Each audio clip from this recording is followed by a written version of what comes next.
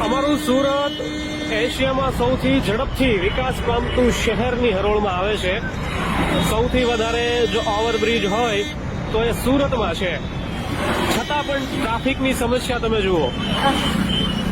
આગળ સિગ્નલ બંધ છે, ટ્રાફિક જામ છે, તો 5 મિનિટ આ લોકો રાહ જોઈ શકે એમ નથી. ન જાણે એને કયા ખરડા ઉપર સાઇન કરવાની છે, કયો પ્રસ્તાવ કેબિનેટમાંથી પાસ કરવાનો છે, કે એટલી બધી ઇમરજન્સી છે કે રોંગમાં ભાગવું પડે. કહેવાય છે ને કે મન હોય તો માળવે જવાય, પણ મન જેવું અહીંયાની પબ્લિકમાં કઈ છે નહીં. ઉમાશંકર જોશીની એક સરસ મજાની પંક્તિ યાદ આવે છે આ સમયે, કે હું માનવ થાવ તોય ઘણું છે,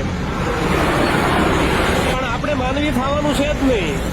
આપણે હંમેશા લોકોને નડવાના જ કામ કરવાના છે.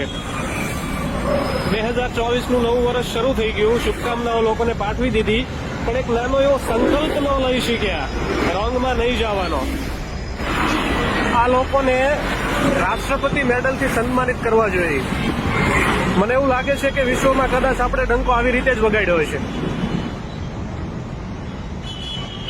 બીજી બાજુ જોઈએ તો 100% પબ્લિકનો પણ વાંક ન ગણાય.